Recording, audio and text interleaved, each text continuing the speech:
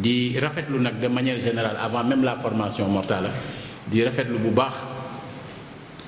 liggéeyu Promoville donc suñuy rafetlu liggéeyu Promoville faaw ñu gërëm le président de la République parce que programme am la moom moo xalaat benn jamono ne collectivité territoriale yi amuñu kàttan pour def yenn investissement yi te suñu dëkk yi faaw ñu moderniser leen ci wàllu tali ci wàllu assainissement ci wàllu éclairage public ak ci wàllu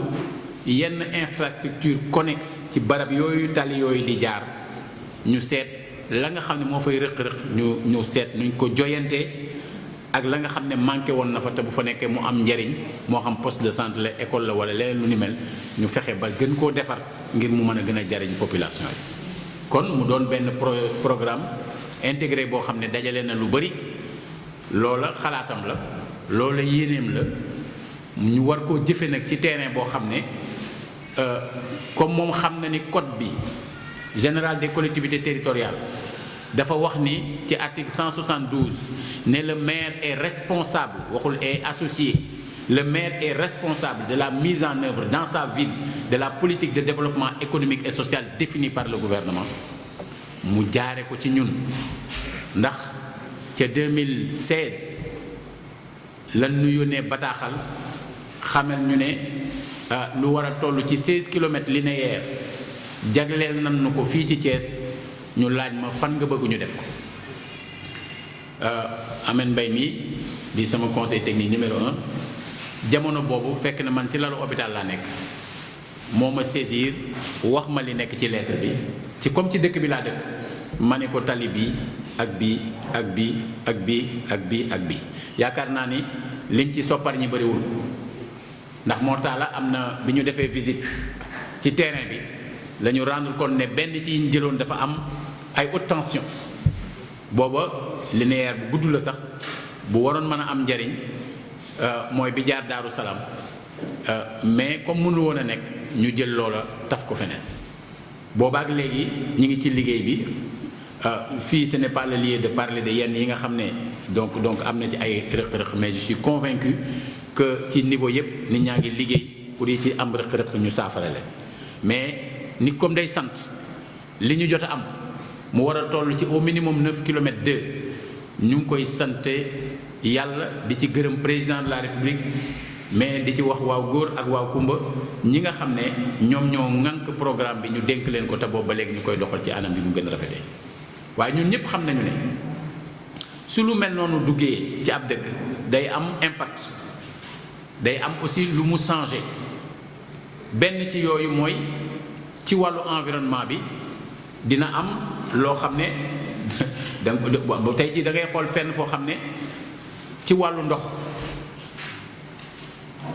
je prends l'exemple de kër Serigne Ablaye Yakhine ca Mango ya maanaam mu nekk diggante kër Serigne Ablaye Yakhine ak quartier Cité Senghor fi ñuy wax terrain Cosmos ñépp xam nañu ne bu masaa taw ay weer kenn du fa jaar ndox mi du bouger foofu non seulement ñu def fa tali mais def fa mini station de pompage boo xam ne tey jii bu tawee lu mu sori sori ñetti waxtu ndox dootu ko fa gis loolu nag Promoville la ko def loolu tey jii ku dem sur place laaj population yi nga xam ne ñoom ñoo fa dëkk ak lañ daan dund ci at yi ca ginnaaw gis nañ ni ci wàllu seen dëkkuwaay am na lu mu changé maintenant du ñàkk également feneen foo xam ne beneen phénomène mën nga ko gis mooy comme ndox du bàyyi yoonam mën na noo jóg def tali foo xam ne du ñàkk ndox mi soxla woon na fa jaar mu wëlbati ko feneen mu am conséquence ci yeneen i barab yooyu baax na ñu jàngat ko pour xool comment anticiper et corriger ñun li ñuy dal souvent mooy mbir mi day ñëw ne xës suñu kaw ñu doog a xool lu ñuy def yàlla may na ma dëkkoon États-Unis jamono bi ma fa dëkkee doon nag foofu dañoo bëri ay problème ci wàllu yooyu ay catastrophe yu bëri dafay am mais comme dinañu mën a xam à partir de seen yenn instruments yi ak seen yenn système d'information yi que ni fii ak 1 mois phénomène naturel sàngam dina dal ci dëkk sàngam dañ koy jàngat ñi ci am xam-xam étudier ko wax force bi dañ yaakaar nii la nar a ñëwee bu dikkee boor bii lay dikkee force bi muy ñëwee côté bii nombre kër yi fa nekk ak kër yi nañ leen tabaxee ak na mu mel seen fenêtre vitres yi ak yu mel noonu yëpp yu ci bëree lii ak lii mën na caa juddoo ñu seet gox yi nga xam ne bu ñu calfeutré foofu ak jël yenn matukaay yi ñooña même bu ñu fa toogee daañu ci mën a génn ñu ne leen yéen mën ngeen toog mais ñu gis beneen côté boo xam ne ñii ala kulli al foog ñu génn kër yi seet seen bagage yi nga xam ne mën na am lu ca war a yàqoo ñooñu mën koo teel a sécuriser nga xam ne ñépp leen di jàppale militaires yi dugal seen loxo yeneen service yëpp dugal seen loxo parce que xam nañ ni mi ngi ñëw ñu séntu ko maanaam ni ñuy waajale guerre noonu la ñuy waajale loola ma am yaakaar ne tey jii ci lu mel ni puisqu'on parle aussi vraiment d'environnement d'impact ci wàllu yooyu dafay baax aussi réflexion yi sóoraale lu mel noonu puisque dañoo nekk ci jamono boo xam ne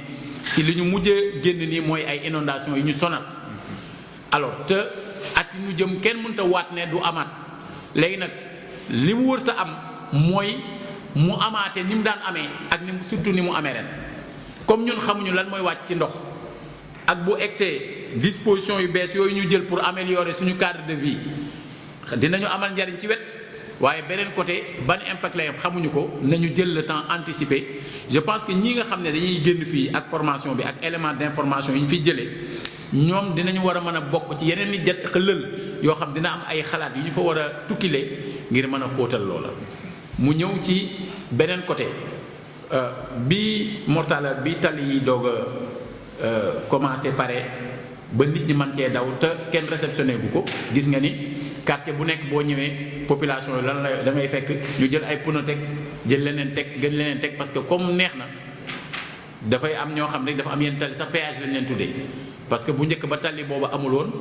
rawatina bii nga xam moo dox ci diggante collège Mamadou Diaw ak mairie nga xam ne kenn xalaatul woon jaar fa ñun fa lañ jàngi 79 laa wax lañ fa doon jàng ci collège boobu mbedd moomu kenn mësul xalaat jaar fa catastrophe bu nekk am na fa Promoville moo ñëw changé visage u gox boobu c'est une révolution mais en même temps ils se sont très vite rendu compte ñi fa dëkk que ni oto yi ni ñu fay dawee mën na nekk aussi benn danger pour xale yi mën na nekk danger pour population yi te amagul woon ay doodaan amagul woon ay ralentisseur léegi ñoom ci seen bopp ñu commencé di wut ay matukaay pour téye ko donc ça veut dire que non seulement wàllu dispositif bi ñu fay teg ñoom yéen gis nañu liggéey bi ngeen ci def mais dafa laaj aussi wàllu sensibilisation ci nit ñi xam ne sécurité routière aussi au-delà de ay panneaux de signalisation yu ñuy teg au-delà de yenn ralentisseurs yu ñuy def au-delà de yenn dispositifs physiques et techniques yoo xam dinañ leen def dafa am aussi un dispositif mental c'est des dispositions mentales yoo xam ne nit ñi war nañ ci nekk c'est des informations yoo xam ne war nañ ko jox nit ñi ñoo xam ne yow itam am na lu la war moytu dafa baax ci lu mu manti doon ak lu ngeen manti liggéey ak lu ngeen manti def nit ñi suñu intégré wul loolu di moytu aussi dafay doon ay risques pour ñoom en tout cas la ville de Thiès à travers d'abord ces différents points focaux muy Mohamed Mbaye muy Maïssa Gueye Samb muy Adjaratou Sène Ndiaye muy képp koo xam ne rek mi ngi intervenir ci bi comme le directeur des services techniques de la ville Mouhamadou Abdoulaye Diaw ñooñu ñëpp ñi ngi ci seen disposition ànd ko nag ak les acteurs communautaires de la ville lépp loo xam ne xalaat ngeen ne bu ñu ko bokkee ak yéen au-delà de cette formation mën na permettre ci benn côté d'atténuer yenn impact yi nga xam mën na nekk lu négatif de renforcer yenn impact yi nga xam mën na nekk lu positif mais également de participer à la sensibilisation des populations pour que ñoom ci seen bopp ñu gën a xam ban taxawaay la ñu mën a am ba ci wàllu tali yooyu ñu def mu doon njariñ te bañ a ànd ak lor